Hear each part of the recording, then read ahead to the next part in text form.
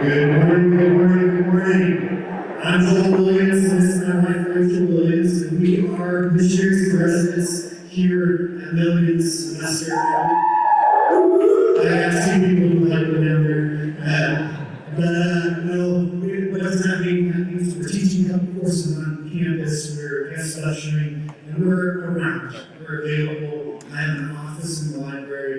If you ever want to hit us up, chat, talk about anything, go to lunch. Hey, let's play pickleball. I'll school you in some frisbee golf, right? Oh, yes, yeah, he's like, challenge accepted. Yeah, I have to.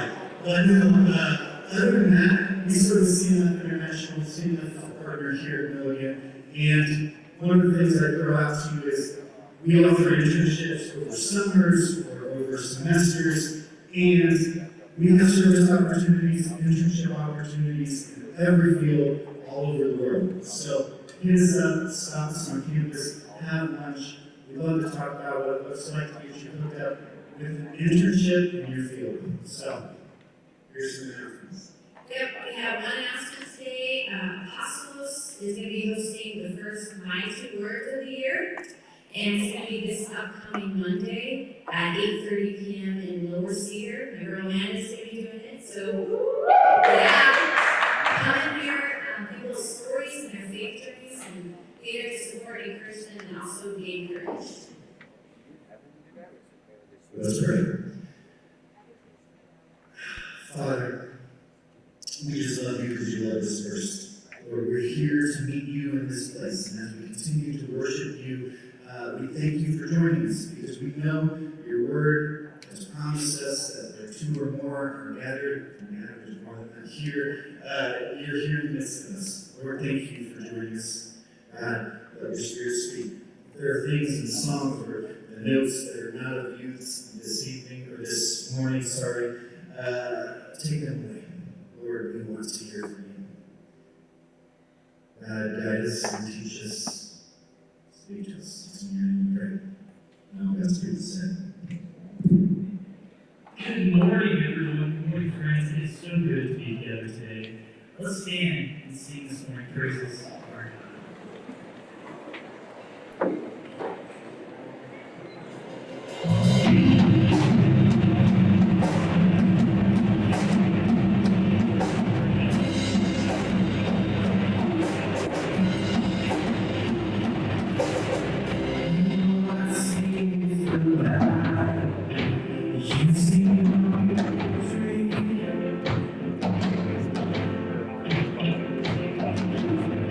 You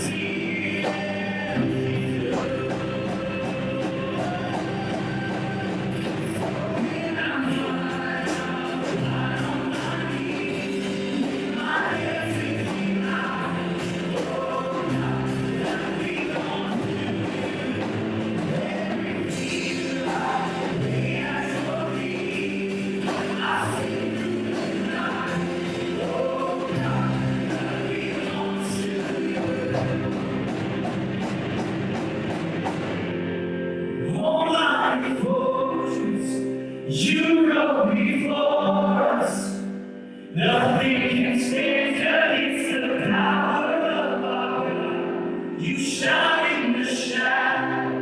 You win every battle. Nothing can stand against the power of our God. Almighty forces, you go before us. Nothing can stand against the power of our God. Shine in the shadows, you win every battle. Nothing can stand against the power of our God. Almighty forces, you go before us. Nothing can stand against the power of our God. Shine in the shadows, you win every battle. Nothing can stand against the power of our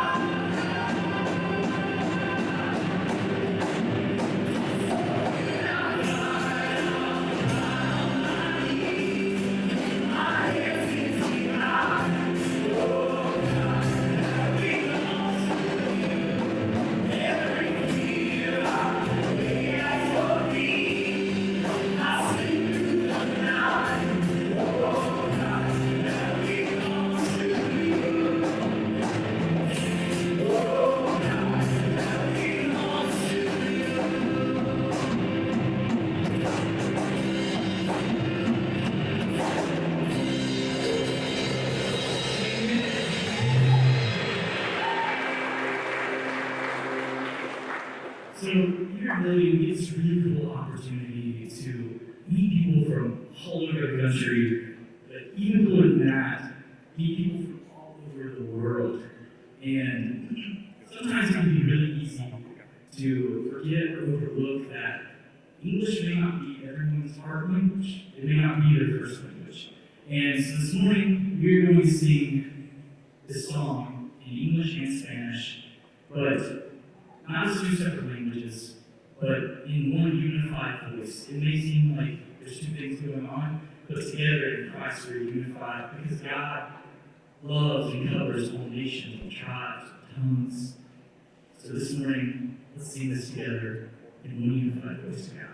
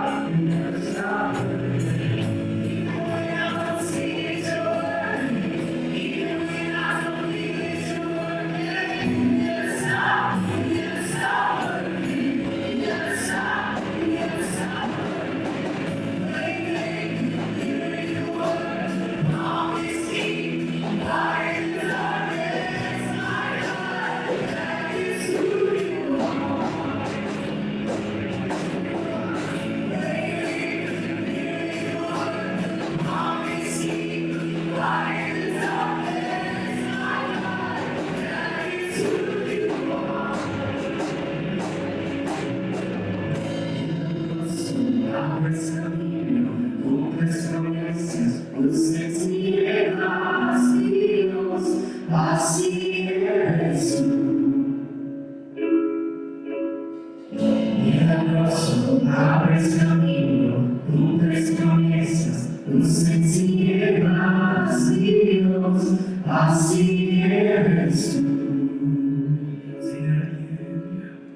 Milagroso, abres camino, cumples promesas, luces y vacíos, así eres tú.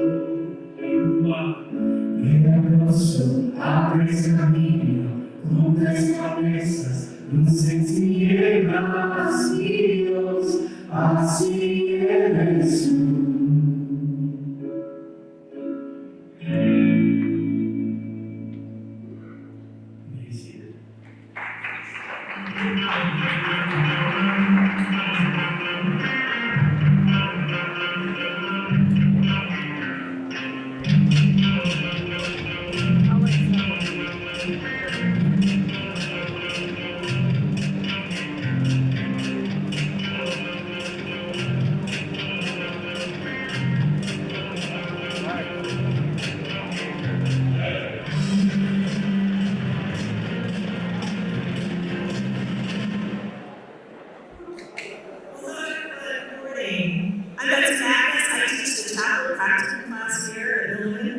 My students pay for chapel services every Thursday, and we started a new series last week. The incredible Julie Gray started us off on a series, Choose Your Character.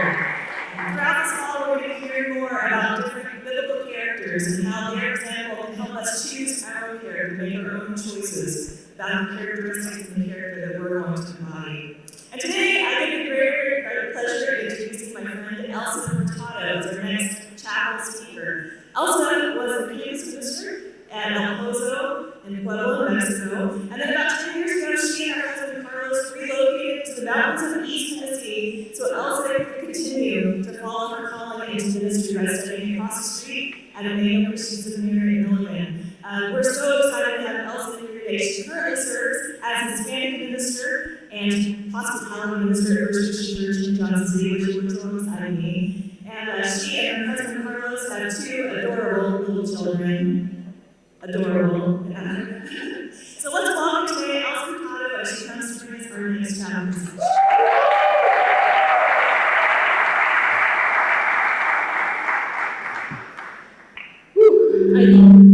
I did not trade for gold, so that's a good start.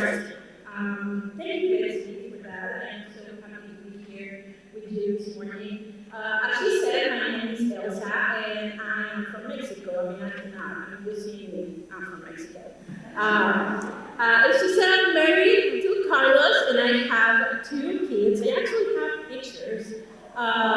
We have Ian at Sam's. He was just like, like waiting for me to come in. And I have Natalie. She just started going to preschool, and both of them are so good, I know. But they are also full of energy. So they run around, and sometimes I'm like, is it 8 p.m. yet? Like, please, go to bed. So if anyone needs a babysitting gig, please just contact me. I'll take that. I'll pay, of course. I am so happy to be here today with you. But before I go any further, I want to offer a disclaimer.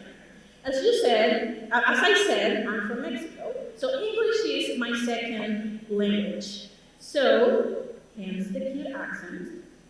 So, if I say something, a word that sounds funny, I'm okay, you can laugh.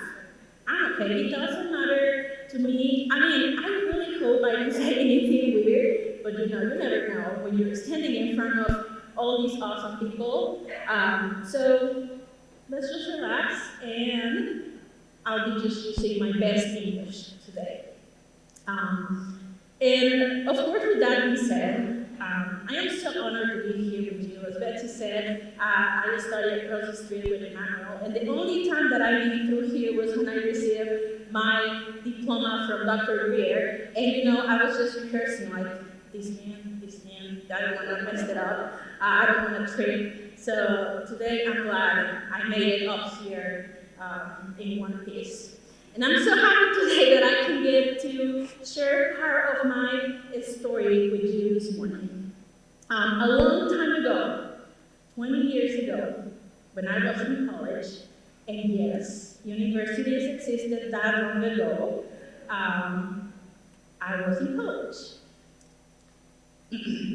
A long time ago. But in that time, when I was in my senior year, I remember it was actually September, just like right now.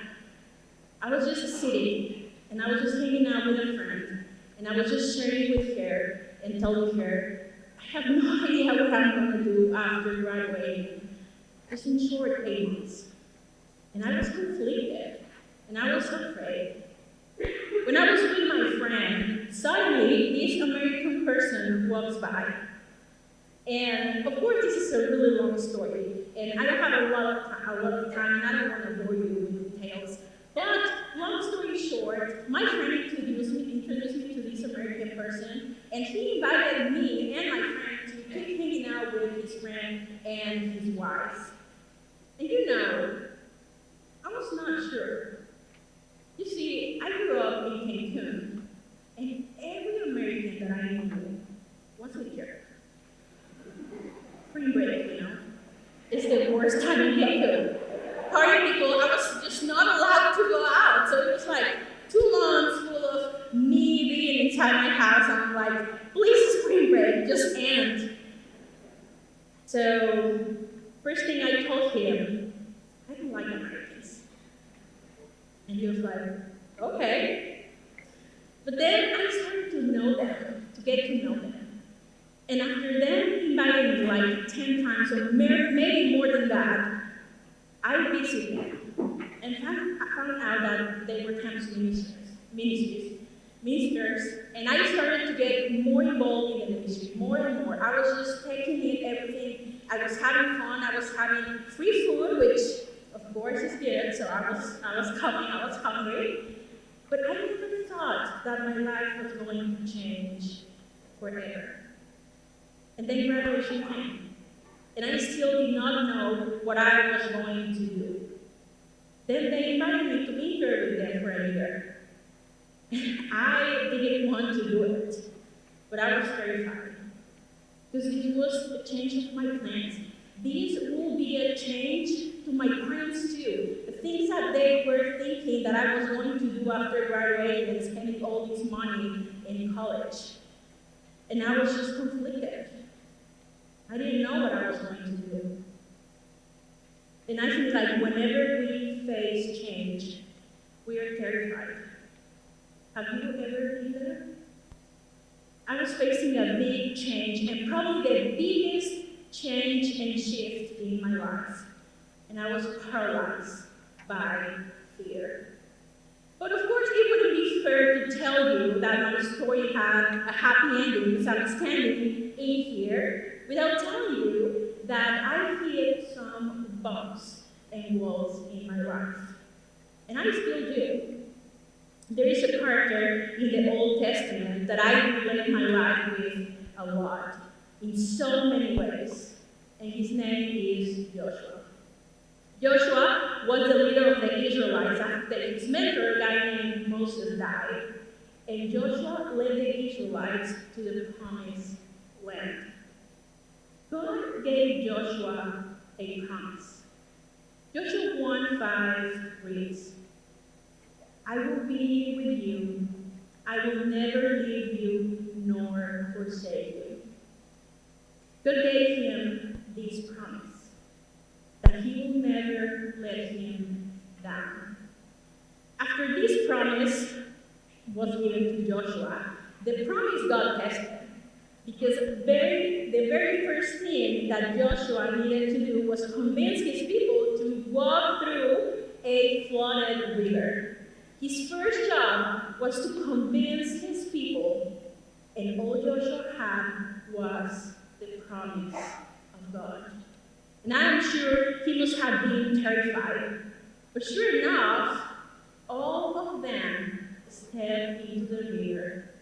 The water parted into two, and they walked through. Joshua got to walk through a flooded river. He got to walk to so much more places, and he got to walk for 7 days around the city of Jericho. And this is my favorite story about Joshua. Let me talk to you and tell you more about this. Joshua 6, starting in verse 1 says, "Now the gates of Jericho were securely barred because of the Israelites. No one went out and no one came in. Then the Lord said to Joshua, 'See, I have delivered Jericho into your hands, along with its king and its fighting men. March around the city once with all the armed men. Do this for 6 days. Have 7 priests carry trumpets of ram's horns in front of the ark. On the 7th day, march around the city 7 times, with the priests blowing the trumpets. When you hear them sound a long blast on the trumpets, have the whole army give a loud shout. Then the wall of the city will collapse and the army will go up, everyone straight in.'" The promise that I told you about at the beginning, "I will be with you, I will never leave you nor forsake you," God tested again.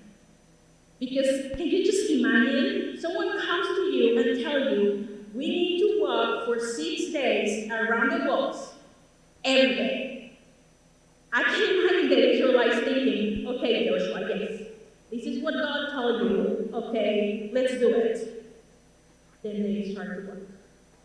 I am sure by day 7 in lab 6, they were like, "Joshua, are you 100% positive this is what God told you to do?"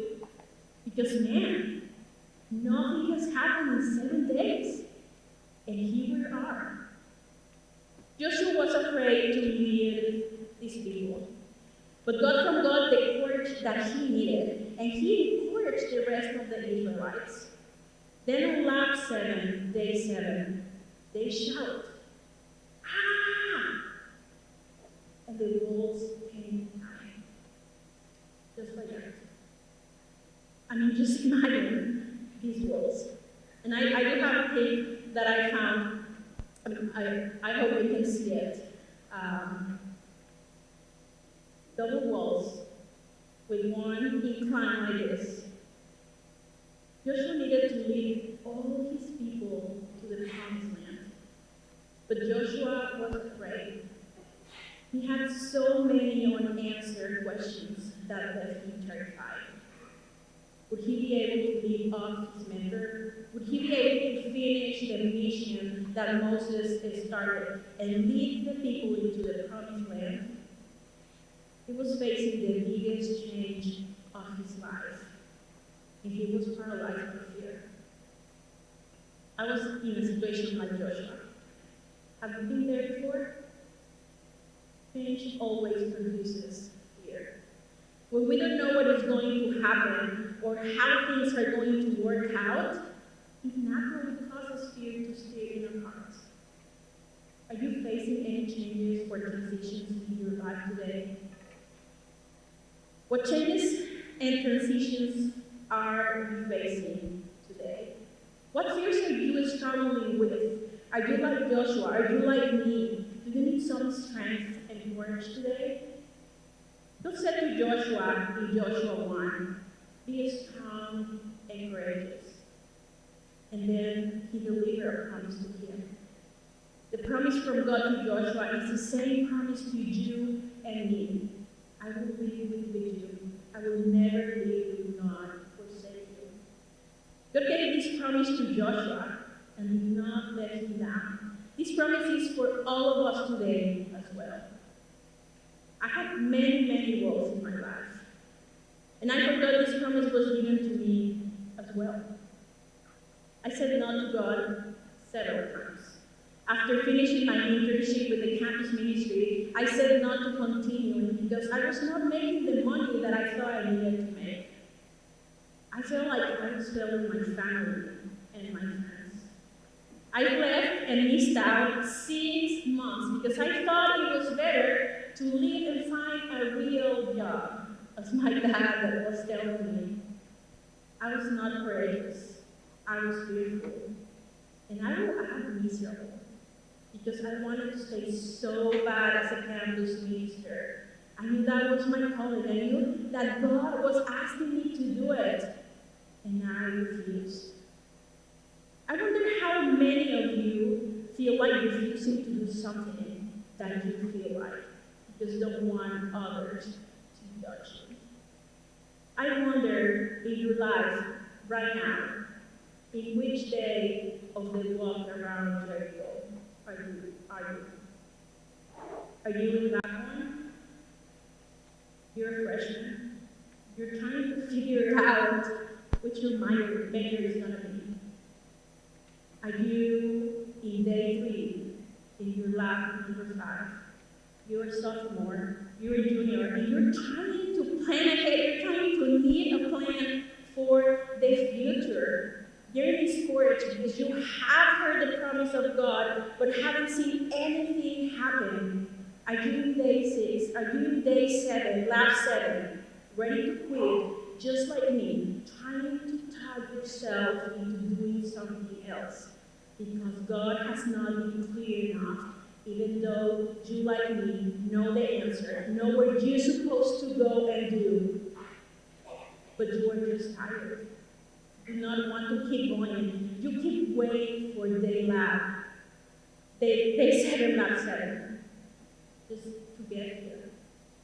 The Israelites, at some point, were there. But they believed in Joshua and the word that God has given him.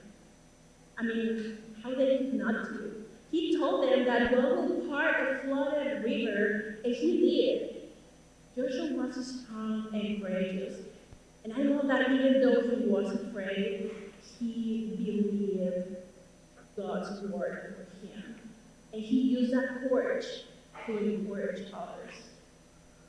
When I was graduating seminary, I found myself in the exact same spot. What am I going to do? Do I come back to Mexico? I was not sure if I was going to find a job that I wanted. Do I keep studying? I was conflicted and fearful again. And as I heard in my head, be a strong and courageous daughter, I found myself getting a job full of everything that I always wanted. Today, I can give you this testimony. 20 years later, after that fearful September, my senior year of college, I have watched God clear walls down in my life. What did I do? I just kept faithfully walking around. I served with the campus ministry. I came up to Tennessee, got a master's degree. I found a church that I loved, and everything that I just did all the time was faithfully walking, was just keep walking in circles that God told me to walk. And I trusted God that I will tear the walls down. That's everything that I did. And today, if you are in a scary place, I just want you to know. Just faithfully follow the path God gives you. That path might be scary, might look rocky, but just keep walking. There's so much walking in the Bible. People walk a lot back then, you know. There was no transportation, so they just needed to keep walking. And there's another story, and with this I will end, about walking that I really love. It's the wise man in the Christmas story. I love this story of walking. And I just imagine all the people around the wise man must have thought they were crazy, attempting to walk to find baby Jesus in the manger. Matthew 2, 1-2 says, after Jesus was born in Bethlehem in Judea, during the time of King Herod, Magi from the east came to Jerusalem and asked, where is the one who has been born King of the Jews. We saw his star when he rose and had come to worship him. The Magi didn't know where they were going. They had no map, no GPS, nothing to guide them, but they looked up. They've been experts in stars, and so that one star that guided them to Jesus. They walked faithfully. They followed the star.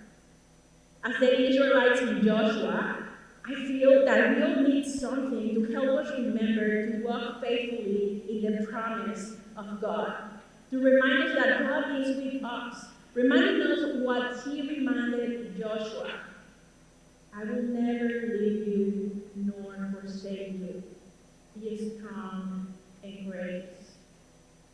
You receive one star when coming in. And my hope is that, like me, when you find yourself walking around the walls for four days, 5 days, 6 days, when you are tired, defeated, fearful, ready to quit, just like me, look up. Look at the star. Look up and remember that you can follow the star back to Jesus, back home, back to the promise that God made to Moses, the promise made to Joshua, the promise made to you and me. Pray with me. Dear God, there are 1,000 walls around us, and sometimes we don't know how to knock them out. We don't know what's going to happen. We don't see that light at the end of the tunnel. And we just want to keep remembering, Lord, that you made us strong and courageous, that you were right there, that promise is alive. And we just need to remember to find that one star that is giving us that light that we need to see you again, working around our lives. We love you, and we pray this in your name. Amen. Friends, let's respond to that statement.